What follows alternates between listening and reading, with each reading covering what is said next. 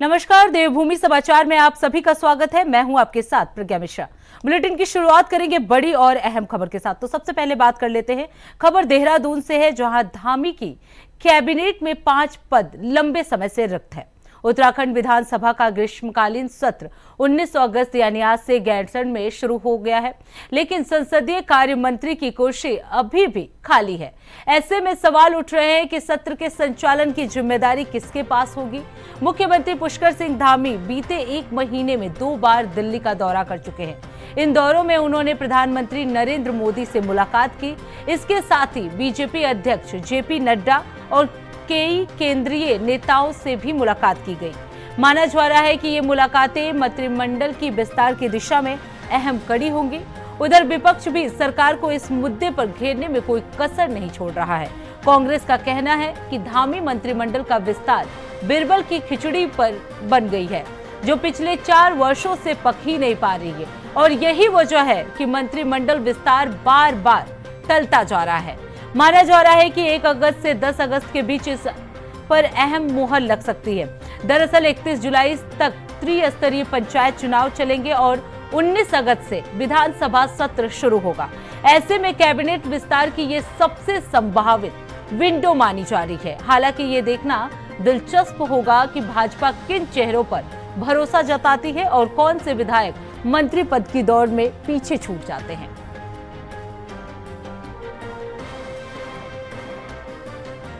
देखिए, कैबिनेट विस्तार को लेकर के जो भी फैसला है माननीय मुख्यमंत्री जी को लेना है, उस विषय में माननीय मुख्यमंत्री जी ने जो है हमारे केंद्रीय नेतृत्व से चर्चा परिचर्चा करके ही आने वाले समय में किस प्रकार से कैबिनेट का स्वरूप हो, ये देखने को मिल सकता है। और प्रदेश अध्यक्ष जी के बनने के बाद जिस प्रकार से आप कह रहे हैं, अभी चुनाव चल रहे हैं, पंचायत चुनाव है, पंचायत चुनाव के बाद अभी प्रदेश की जो है कार्यकारिणी, उसका भी विस्तार होना है। और कैबिनेट के विस्तार के लिए भी जो है माननीय मुख्यमंत्री जी ने कहा है, निश्चित रूप से समय आने पर कौन उनकी कैबिनेट में किस रूप में अपना भागीदारी सुनिश्चित करेगा, माननीय मुख्यमंत्री जी का ये विशेष अधिकार है। आने वाले समय में हम देख सकते हैं कि उत्तराखंड के अंदर माननीय मुख्यमंत्री जी जिनको चाहें, उनके विशेष अधिकार है किस विधायक को वो अपनी सहयोगी के रूप में कैबिनेट में शामिल करें। जल्द ही इस पर फैसला केंद्रीय नेतृत्व। देखिए, मंत्रिमंडल विस्तार ना हो गया, मुझे लग रहा है बीरबल की खिचड़ी हो गई, जो अब तक बन ही नहीं पा रही है। और 4 साल होने को हैं और चुनाव भी अभी जो है सर पर है। मुझे लगता है धामी जी को बड़ी आशंका है कि वो किसको बनाए, मंत्रिमंडल में शामिल करे और किसको ना करे, क्योंकि कोई अपने ग्रुप का है, कोई विरोधी ग्रुप का है, क्योंकि भारतीय जनता पार्टी तो धड़ों धड़ों में जो है बटी हुई है। और समझ में ये नहीं आ रहा है कि 19 तारीख से आप जो है सेशन को आहूत करने की बात कर रहे हैं और आपके पास संसदीय कार्य मंत्री नहीं है, और जो है सरकार इस बात पे चुप्पी साधे बैठी है, मुख्यमंत्री जी इस बात का जवाब नहीं दे रहे हैं। तो ये किस तरीके से जो पूरी तैयारियां हैं, आप गैरसैंण में सत्र की बात कर रहे हैं, किस तरीके से सारी तैयारियां होंगी, कैसे जो है आगे की रणनीति बनाई जाएगी जब आपके पास मंत्री नहीं है। तो बड़ी शर्म की बात है उस पार्टी के लिए जो ये कह रही है कि हम तो बहुमत के साथ सत्ता में बैठे हैं और 4 साल होने वाले हैं, आप अपना मंत्रिमंडल विस्तार नहीं कर पा रहे हैं। तो ये जनता भी पूछ रही है कि भाई उन्हें कब जो है मंत्री मिलेंगे, क्योंकि 40 विभागों से ज़्यादा जो विभाग हैं वो मुख्यमंत्री जी खुद अपने पास रखकर बैठे हुए। अब सीधे आपको ले चलते हैं रुद्रपुर, जहां अमित शाह लाइव आ रहे हैं। उत्तराखंड में निवेश उत्सव कार्यक्रम में गृह मंत्री जो है वो पहुंचे हुए हैं। उत्सव में कार्यक्रम किया जा रहा है, उस वक्त गृह मंत्री भी पहुंचे हुए हैं। चलिए आपको दिखा रहे हैं कि किस तरह से ये पूरा कार्यक्रम जो है वो हो रहा है। तो रुद्रपुर की ये लाइव तस्वीरें आपको हम दिखा रहे हैं, जहां निवेश उत्सव कार्यक्रम आयोजित किया गया है। इस कार्यक्रम में सभी पार्टिसिपेट करते हुए नजर आ रहे हैं। तो आपको बता दें, आज उत्तराखंड में निवेश उत्सव कार्यक्रम चल रहा है। इसमें गृह मंत्री अमित शाह जो है वो पहुंचे हुए हैं, इस कार्यक्रम का हिस्सा बने हुए हैं गृह मंत्री अमित शाह। तो रुद्रपुर की ये लाइव तस्वीरें आपको हम दिखा रहे हैं, जहां निवेश उत्सव कार्यक्रम का आयोजन किया गया है। इस आयोजन में गृह मंत्री अमित शाह जो है वो पहुंचे हुए हैं।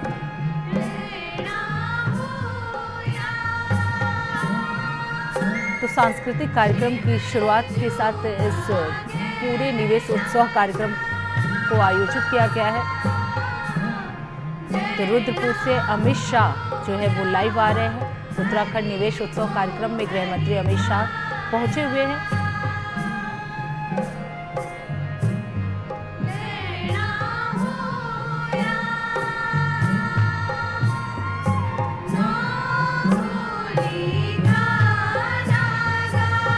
तो उत्तराखंड में निवेश उत्सव कार्यक्रम आयोजित किया गया है।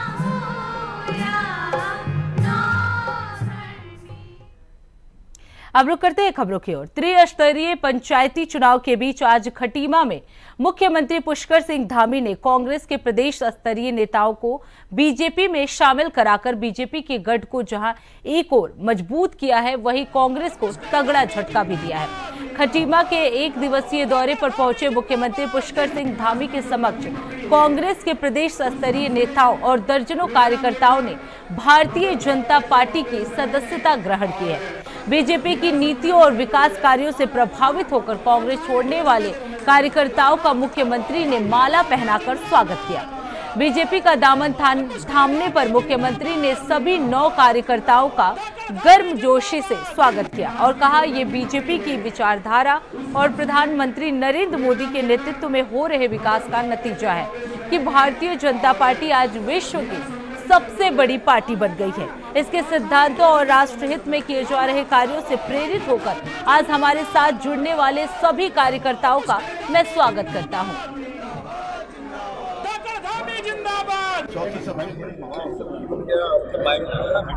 अनेक सिलसिले में आज भारत का नाम बढ़ रहा है और पूरे देश के अंदर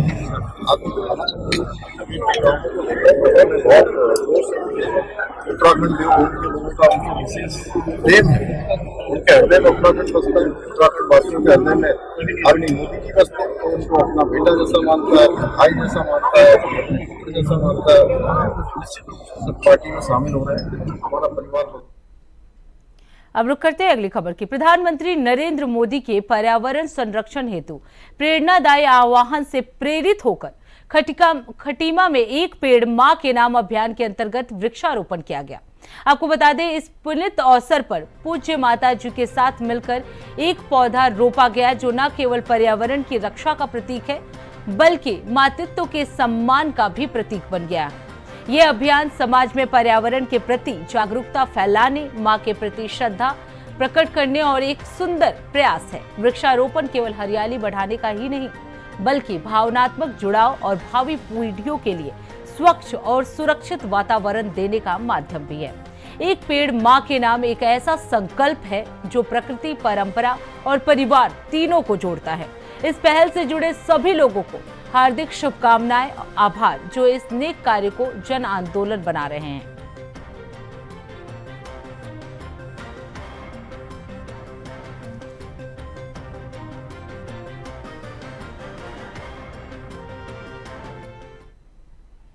अब रुक करते हैं अगली खबर की। खबर खटीमा से है, जहां धामी सरकार दिसंबर 2023 में हुए ग्लोबल इन्वेस्टर समिट में 1 लाख करोड़ रुपए की ग्राउंडिंग का जश्न रुद्रपुर में मनाएगी।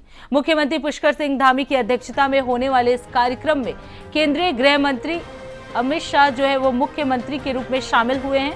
इस उत्सव का उद्देश्य राज्य में निवेश को बढ़ावा देना और आर्थिक गतिविधियों को तेज करना है, जिससे रोजगार के अवसर बढ़ेंगे।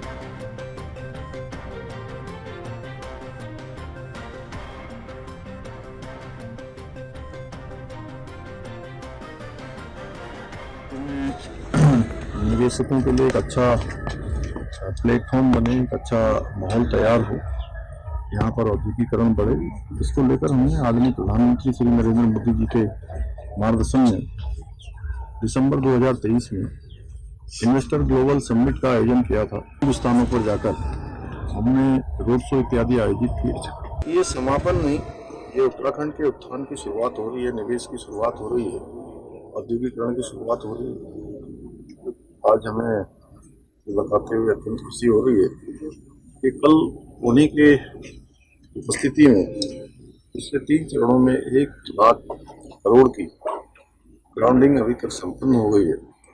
और इसके संपन्न होने के बाद निश्चित रूप से जहाँ निवेश का एक अच्छा एटमॉस्फेयर उत्तराखंड में बना है, औद्योगिकरण बढ़ा है, वहीं राज्य के अंदर नौजवान युवाओं के लिए रोजगार के भी अनेकों सृजन हुए हैं।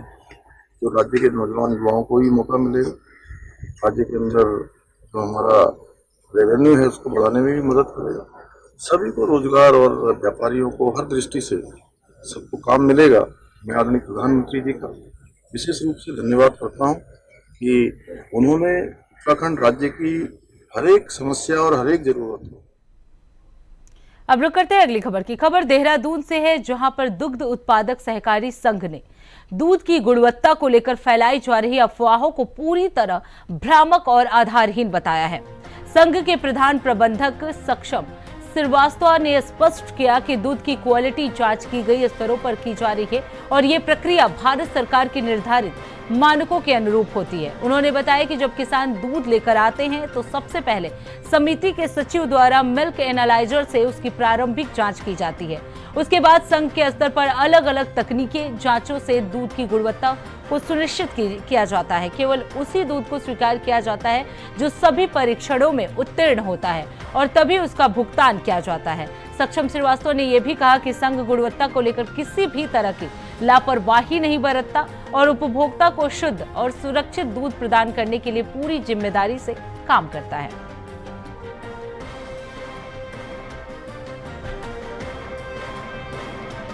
पहले आपके माध्यम से प्रदेश की जनता और जो हमारे विशेषकर देहरादून जनपद की जनता है, इसको आश्वस्त करना चाहूँगा कि जिस तरह का आजकल मीडिया में बातें चल रही हैं, हर जगह बातें चल रही हैं कि आंचल की क्वालिटी में कोई फॉल्ट है, यहाँ पे सब स्टैंडर्ड मटेरियल यूज़ किए जाते हैं, ये पूरी तरीके से गलत है, भ्रमात्मक है। हमारे यहाँ सारे सिक्योरिटी जो क्वालिटी चेक्स हैं वो पूरे फॉलो किए जाते हैं, क्वालिटी पैरामीटर सारे फॉलो होते हैं और जो भी हमारा जो दूध है भारत सरकार के FSSAI के जो भी मानक है वो सारे इसमें फॉलो होते हैं। लगा बहुत समय से हम भारतीय सेना और अलग अलग गवर्नमेंट एजेंसी और मार्केट में दूध सप्लाई कर भी रहे हैं और हमारा जो दूध है वो सारा किसानों से ही खरीदा जाता है। इस समय जो हमारा प्रोक्योरमेंट है, देहरादून के जनपद के किसान, गैंडी खाता जनपद के किसान और उधम सिंह नगर से भी हम दूध मंगवा रहे हैं, तो वही प्रोसेस करके प्रेशराइज करके अलग अलग टेस्ट के बाद वही सप्लाई किया जाता है। इसमें किसी भी तरह की कोई मिलावट कोई आसार नहीं। अब रुक करते हैं अगली खबर की। खबर बागेश्वर से है, जहां गढ़खेत गांव के रहने वाले बौना लच्छू इन दिनों पंचायती चुनाव में अपनी अनोखी शैली से लोगों के बीच छाए हुए हैं। लच्छू पहाड़ी के नाम से प्रसिद्ध ये कुमाऊनी कलाकार क्षेत्र पंचायत सदस्य के पद के लिए चुनाव लड़ रहा है। छोटे कद के बावजूद लच्छू का हौसला और जनसेवा का जज्बा बड़ा है। प्रचार के दौरान वो कभी घोड़े पर तो कभी पहाड़ों पर नाचते गाते नजर आते हैं, जिससे जनता का भरपूर मनोरंजन हो रहा है। लच्छू कई कुमाऊनी फिल्मों में अपनी अभिनय कला के दर्शकों का दिल जीत चुके हैं और उनका गहरा लगाव कुमाऊनी संस्कृति से है। उनका कहना है कि भगवान ने मुझे मारा है और आप मत मारना। ये संदेश लोगों के दिलों को छू रहा है। वो कहते हैं उनका कद भले ही छोटा है, लेकिन वो क्षेत्र के लिए बड़े काम करना चाहते हैं। उनकी सादगी और संकल्प ने लोगों का ध्यान आकर्षित किया है।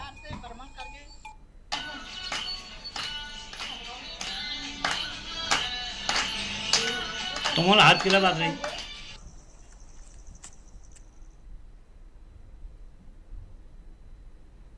अब रुक करते हैं अगली खबर की। खबर शिवालिक नगर से है, जहां एक क्लस्टर क्षेत्र में एक जंगली हाथी के अचानक प्रवेश से स्थानीय निवासियों में अफरा तफरी मच गई। मौजूद लोगों के अनुसार सुबह लगभग 5 बजे के करीब यह हाथी जंगल की ओर निकलकर कॉलोनी की तरफ आया। हाथी ने कई घरों के बाहर लगे पौधे और किचन गार्डन को नुकसान पहुंचाया। हालांकि किसी प्रकार की जान माल की हानि की सूचना नहीं मिली है। स्थानीय लोगों ने तत्काल इसकी सूचना वन विभाग को दी, जिसके बाद वन कर्मियों की टीम जो है वो मौके पर पहुंची और हाथी को सुरक्षित रूप से जंगल की ओर खदेड़ने का प्रयास किया। आपको बता दें कि क्षेत्र में पहले भी हाथियों के आने की घटनाएं हो चुकी हैं, जिससे लोगों में डर का माहौल बना हुआ है।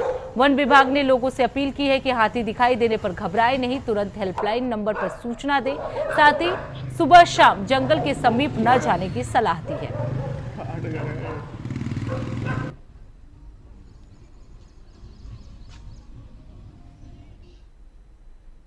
अब रुक करते हैं अगली खबर की। खबर ऊखी मठ से है, जहां रासी गांव से शुरू होने वाला मनमनाई लोक जात यात्रा की तैयारियां जोरों पर है। ये यात्रा मद महेश्वर घाटी की हृदय स्थली मानी जाती है और भगवती राकेश्वरी की तपस्थली रासी गांव से आरंभ होती है। 6 दिवसीय ये लोक यात्रा जनमानस में आस्था और उल्लास का प्रतीक बन चुकी है। यात्रा के दौरान भक्त लगभग 32 किलोमीटर की पैदल यात्रा तय करते हुए चौखंबा की तलहटी और मदानी नदी के किनारे स्थित पवित्र मनमाड़ाई तीर्थ पहुंचते हैं। इसके बाद पुनः रासी गांव लौटकर यात्रा का समापन होता है। यात्रा का मार्ग सानियारा, पट्टू, थौली, शीला, समुद्र, फुलवाड़ी जैसे गांवों से होकर गुजरता है। मनमाड़ाई को भेड़ पालकों की आराध्य देवी माना जाता है और मान्यता है कि इस तीर्थ के दर्शन से श्रद्धालुओं के सभी मनोकामनाएं पूर्ण होती हैं। इस पावन अवसर को लेकर पूरे क्षेत्र में भारी उत्सव है और श्रद्धालु उत्साहित होकर आयोजन की तैयारियों में जुटे हुए हैं।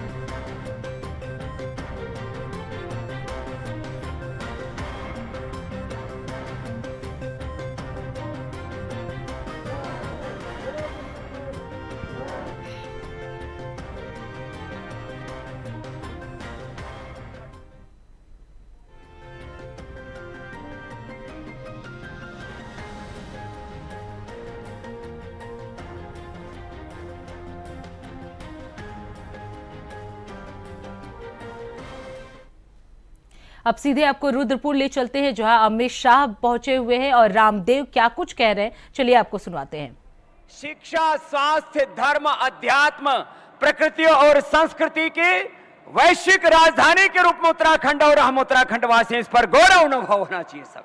और ये विरासत मूलक विकास, संस्कृति मूलक समृद्धि और अपने संस्कारों को अपने भीतर समेटते हुए पूरी दुनिया के लोग अपने बच्चों को उत्तराखंड में पढ़ाना चाहते हैं। चारों तरफ प्रदूषण है,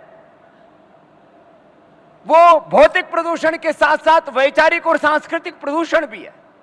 आज देहरादून से लेकर के उत्तराखंड में कम से कम 50 जगहों पर स्कूल बहुत अच्छे बने। मैं देख रहा था नए निवेश में यूनिवर्सिटियां भी बहुत अच्छी बन रही है और विद्युत के क्षेत्र में सौर ऊर्जा से लेकर के जलीय ऊर्जा से, जल ऊर्जा से लेकर के माने ऊर्जा के क्षेत्र में और जो सौंदर्य प्रकृति ने, परमेश्वर ने उत्तराखंड को दिया है। भारत हमारी माता है तो उस भारत माता का मुकुटमणि हमारा ये हिमालय उत्तराखंड है।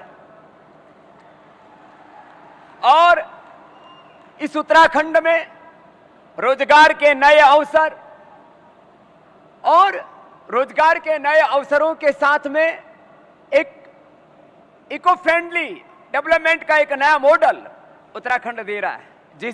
जिस तरह से पूरी दुनिया में एक अलग प्रकार का एक वातावरण सा बन गया है प्रदूषण का, असुरक्षा का, यहां 100% सुरक्षा की गारंटी, 100% प्रकृति और पर्यावरण के साथ समन्वय के साथ आगे बढ़ने का की एक दृष्टि और उसमें यहां निवेश के सभी दिशाओं से आज यदि योग की बात की जाए, आयुर्वेद की बात की जाए, नेचुरोपैथी की बात की जाए, पूरे देश में वेलनेस के भी सबसे श्रेष्ठ नीति उत्तराखंड ने घोषित की। इसके लिए भी जोरदार अभिनंदन होना चाहिए। पूरी दुनिया समृद्धि के साथ स्वास्थ्य को साथ में लेकर के आगे बढ़ रही है और हमारे स्वास्थ्य के तो सबसे बड़े मॉडल हमारे श्रद्धेय अमित शाह जी, जिन्होंने 40 किलो से अधिक वजन कम करके कि विश्व कीर्तिमान बनाया। इसके लिए भी हमारे स्वास्थ्य के भी बहुत बड़े आदर्श हैं। मैंने घंटों आपके साथ चर्चा की देश की शिक्षा व्यवस्था आदर्श रूप में कैसे बढ़े कि जिससे ऐसे व्यक्तित्व, चरित्र, नेतृत्व का निर्माण हो। हम अपने ऋषि ऋषिकाओं के वंशधरों के रूप में अपने बच्चों को तैयार कर सकें और उसके लिए भारतीय शिक्षा बोर्ड के निर्माण से लेकर के उसको आगे बढ़ाने के लिए निरंतर जो आशीर्वाद आप देते रहते हैं, एक शिक्षा की सम्यक दृष्टि, चिकित्सा की सम्यक दृष्टि, अर्थव्यवस्था की सम्यक दृष्टि, कृषि से लेकर के उद्योग से लेकर के सहकारिता से लेकर के देश की रक्षा और सुरक्षा का जो हम आपके सुदृढ़ हाथों में ये देश है उससे हम बहुत गौरवान्वित हैं और हमारे श्रद्धेय अमित शाह जी का उत्तराखंड पर विशेष आशीर्वाद है, इसके लिए उनका हम पूरे उत्तराखंड की ओर से बहुत बहुत अभिनंदन करते हैं। जब भी कोई बात आती है तो हमारे श्रद्धेय प्रधानमंत्री जी के साथ साथ हमारे देश के गृह मंत्री जी और सहकारिता के अनेक और बाकी भी जितने भी उत्तराखंड के विकास के संदर्भ हो सकते हैं, आपका सदैव वरद हस्त उत्तराखंड पर रहता है। और ऐसे दिव्य व्यक्तित्व और नेतृत्व के आश्रय में ये उत्तराखंड, जैसे मैंने कहा, अपनी विरासत, अपनी संस्कृति और उसके साथ विकास और समृद्धि के नए सोपान चढ़ रहा है, नव कीर्तिमान गढ़ रहा है। ऐसे अवसर पर हमारे बहुत ही हंसमुख, विनम्र और पराक्रमी उत्तराखंड के हमारे मुख्यमंत्री, जिन्होंने सबसे पहले एक देश एक कानून माने कॉमन सिविल जो कोर्ट वाला जो कार्य था उसको भी सबसे पहले उत्तराखंड में चरितार्थ करके दिखाया, उसके लिए भी बहुत बहुत अभिनंदन है। माने एक देश है तो उसमें सब देश के नागरिक, एक प्रदेश है तो सबके लिए एक जैसा कानून, एक जैसी व्यवस्था, और जिस प्रकार से एक नए संकल्पों के साथ उत्तराखंड कीर्ति के नए सोपान चढ़ रहा है। यहाँ पर हमने जो प्रकृति ने, परमेश्वर ने हमें आशीर्वाद दिया, हम तो गुरुकुल से पढ़ के सीधे हिमालय चढ़ गए थे और फिर हरिद्वार में उतरे तो आज दुनिया के सबसे बड़े स्वदेशी के आदर्श के रूप में आंदोलन पतंजलि की ओर से खड़ा हुआ और मां गंगा ने हमको आशीर्वाद दिया कि जन्म चाहे हमारा हरियाणा के एक छोटे से गांव में हुआ हो, लेकिन हमारी कर्म भूमि और हमारी आध्यात्मिक जन्मभूमि उत्तराखंड बना। इसके लिए हम कृतज्ञ हैं इस धरती के, जो आज ये योग का, आयुर्वेद का, स्वदेशी का इतना बड़ा कार्य हुआ है। आज जितने भी निवेशक यहाँ आए हैं और आने वाले हैं, मैं एक ही बात कह सकता हूं कि उत्तराखंड में जिस प्रकार से प्रगति के अवसर हैं और जो एक पूर्ण सुरक्षित वातावरण है और कार्य को जो प्रगति चाहिए, आज तो हर 3 महीने में क्वार्टरली आपको अपनी प्रोग्रेस देनी पड़ती है, निवेशकों को भी, लिस्टेड कंपनियां हो या आज अनलिस्टेड भी हो। तो ऐसे में आपकी गति को यदि प्रगति के नए पंख लगते हैं तो वो उत्तराखंड एक ऐसा बहुत ही आदर्श स्टेट है। और ऐसे में नए नए निवेशकों का यहाँ पर आना, अभी तो जैसे श्रद्धेय प्रधानमंत्री जी जिन्होंने कहा कि ये 21वीं सदी का ये जो तीसरा दशक चल रहा है ये उत्तराखंड के नाम होगा। जब देहरादून में उत्सव हुआ था तब भी मैंने कहा था, जब एक हिमालय जैसा व्यक्तित्व जिन प्रधानमंत्री जी का है और जिन्होंने इस जन्म में न जाना कितने जन्मों तक तपस्या की और उन पर उत्तराखंड के सभी देवी देवताओं पर, खास करके महादेव का विशेष आशीर्वाद है। उनका जो सपना है कि उत्तराखंड देश का सबसे प्रगतिशील राज्य बने, तो हम सब आज प्रतिबद्ध होकर के जाएंगे कि उत्तराखंड को देश का सबसे प्रगतिशील राज्य बनाएंगे। बस इन्हीं शुभकामनाओं के साथ अपनी बात को विराम देता हूं। हमारे श्रद्धेय गृह मंत्री जी का हृदय से पुनः अभिनंदन करता हूं और यशस्वी मुख्यमंत्री जी के संकल्पों की पूर्ति हेतु उनको शुभकामना देता हुआ, जितने निवेशक हैं हम सब मिलकर के इस उत्तराखंड को एक नई ऊंचाई प्रदान करें। इसी के साथ एक बार फिर से बोलिए भारत माता की। बहुत बहुत धन्यवाद। उत्तराखंड के समग्र, सतत और समावेशी विकास का और लेकर सभी को प्रोत्साहित करने का बहुत बहुत धन्यवाद, आपकी शुभकामनाओं का। और अब आमंत्रित हैं डॉक्टर सुनील राय, UPES के अध्यक्ष।